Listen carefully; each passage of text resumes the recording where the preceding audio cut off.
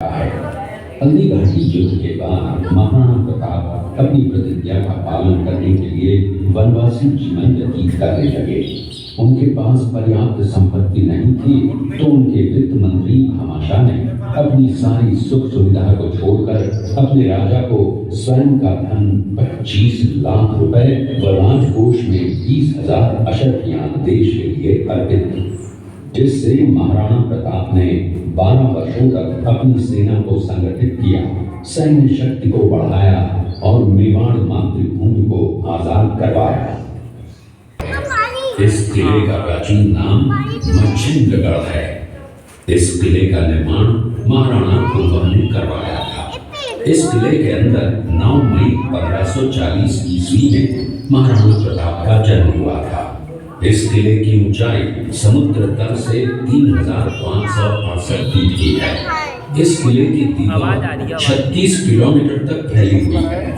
इस दीवार का नाम ग्रेट वॉल ऑफ चाइना के बाद द्वितीय पायदान पर दर्ज है। इस किले के अंदर 360 प्राचीन मंदिर हैं। उन मंदिरों में से जग प्रसिद्ध महादेव का मंदिर सबसे प्राचीन है। कुंभलगढ़ किला यहाँ से 65 किलोमीटर की दूरी पर है। कृपया अब आप सब राजधानी चित्तौड़गढ़ का है। इसी किले के अंदर महाराणा प्रताप का बचपन बीता था। इस किले की तलहटियों में महाराणा प्रताप ने अपने गुरु से शिक्षा प्राप्त की थी।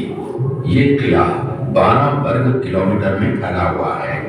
इस किले पर जब भी विदेशी आक्रांताओं ने आक्रमण किया और उस आक्रमण में कोई भी राजा व सैनिक वीर गति को प्राप्त कर लेते, तो उनकी पत्नियां वीरांगनाएं अपने सतीत्व की रक्षा करने के लिए जलती हुई अग्नि में कूद प्राणों को त्याग देती थी, जिसे हम जौहर कहते हैं। चित्तौड़गढ़ में 3 मुख्य बड़े जौहर हुए थे।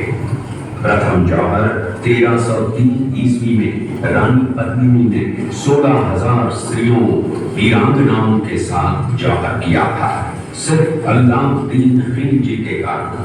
दूसरा जौहर 1533 ईस्वी में गुजरात के शासक बहादुर शाह के आक्रमण के कारण रानी कर्मावती ने वीरांगनाओं के साथ किया।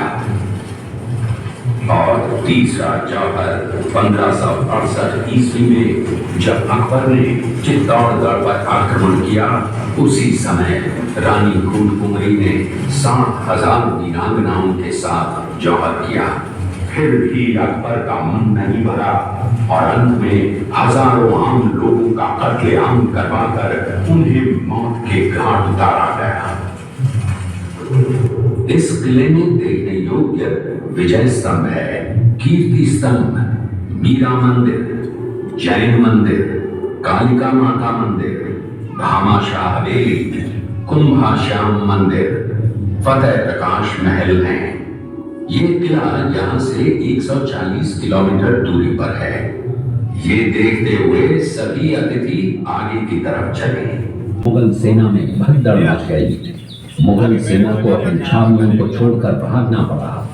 छावनियों के अंदर से लूटा हुआ माल व अब्दुल रहीम खान खाना, जिसकी बेगम आनी खान को बंदी बनाकर महाराणा प्रताप के सामने पेश किया गया। तब अमर सिंह पर महाराणा प्रताप क्रोधित हुए और कहा, जहां से इस नारी को बंदी बनाकर लाए हो, इसे पुनः ससम्मान लौटा कर आओ। महाराणा प्रताप ने कहा, हमें नारी से कोई दुश्मनी नहीं है, हमें तो देश विद्रोहियों से दुश्मनी है, जिन्होंने चारों तरफ आतंक फैलाया है। महाराणा प्रताप के आदेश का पालन करते हुए कुंवर अमर सिंह ने उस मुगल नारी को ससम्मान छावनी तक पहुंचाया। इस प्रकार महाराणा प्रताप ने अपने क्षत्रिय राजपूत धर्म का पालन किया और पराई स्त्रियों को मां, बेटी और बहन का दर्जा दिया। ये है महाराणा प्रताप का चरित्र और नैतिक उदारता का परिचय। एक ऐसी मां थी जिसने अपने पुत्र का बलिदान देकर राजवंश की रक्षा की। उस मां का नाम पन्नाधाय था। पन्नाधाय जाति से गुर्जर थी। वो एक राजकुमार की धाई मां थी। उसी किले के अंदर की एक घटना है। मेवाड़ की एक ऐसी मां थी जिसने अपने पुत्र का बलिदान देकर राजवंश की रक्षा की थी। उस मां का नाम पन्नाधाय था। पन्नाधाय जाति से गुर्जर थी। वो एक राजकुमार की धाई मां थी। दूसरी तरफ हाथ में तलवार लिए खड़ा ये बनवीर सिंह एक दासी पुत्र है। ये कुंवर उदय सिंह की हत्या करके मेवाड़ की राजगद्दी प्राप्त करना चाहता था। एक रात्रि बनवीर सिंह को मौका मिला। वो राजकुमार उदय सिंह के बड़े भाई विक्रमादित्य सिंह की हत्या करके राजमहल की तरफ आगे बढ़ा। इसकी सूचना पन्नाधाय को लग गई। कुछ समय तक पन्नाधाय चिंतित हुई।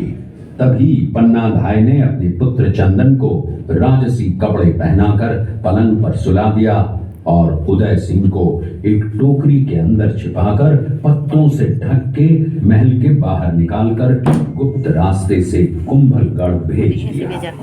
तलवार लेकर राजकक्ष में आया तो उसने पन्नाधाय से कड़क आवाज में उदय सिंह के लिए पूछा तो पन्नाधाय ने चंदन की तरफ इशारा किया।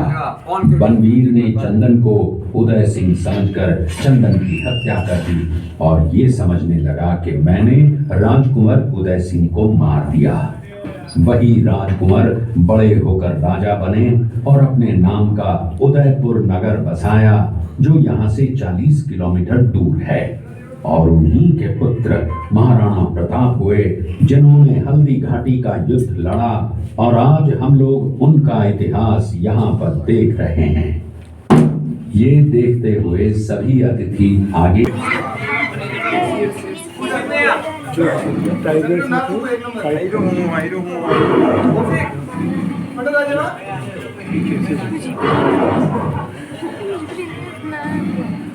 बेटा थोड़ा नीचे आ जाओ ना। ये घटना महाराणा प्रताप की वीरता को दर्शाती है। एक समय नरभक्षी बाघ का आतंक छाया हुआ था।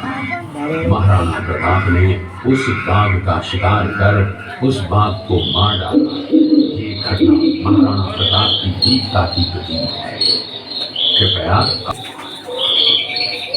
इस दृश्य में देखिए महाराणा प्रताप अपनी प्रतिज्ञा का पालन करते हुए। महाराणा प्रताप ने प्रतिज्ञा की थी कि जब तक अपनी मातृभूमि को शत्रुओं से मुक्त नहीं करा लेता तब तक न तो मैं महलों में रहूंगा, न किसी धातु के पात्र में भोजन करूंगा, न किसी गद्दी के बिछौने पर सोऊंगा। पत्ते ही भोजन के पात्र होंगे, जमीन ही बिछौना होगा। इस प्रतिज्ञा का पालन उन्होंने 21 वर्षों तक जंगलों में रहकर किया। इस दृश्य में देखिए महाराणा प्रताप वृक्ष के नीचे बैठकर पत्तों पर खाना खाते हुए। इसी कारण हम आज भी महाराणा प्रताप को श्रद्धा व सम्मान से याद करते हुए देशभक्ति की प्रेरणा प्राप्त करते हैं। ये दृश्य महाराणा प्रताप और सुविख्यात स्वामी भक्ति घोड़े चेतक के अंतिम मिलन का है। हल्दी घाटी युद्ध के बाद चेतक घोड़े ने 22 फीट के बरसाती नाले को पार किया। ये उसी समय का दृश्य है। पास में खड़े महाराणा प्रताप के छोटे भाई शक्ति सिंह हैं, जो पहले मुगल सेना में थे। बाद में वो महाराणा प्रताप की तरफ आए, माफी मांगी और अपना घोड़ा महाराणा प्रताप को दिया।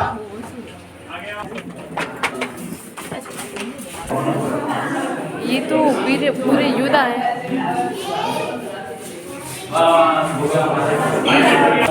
ये योद्धा है पूरे, ये योद्धा है उनके सैनिक मैन।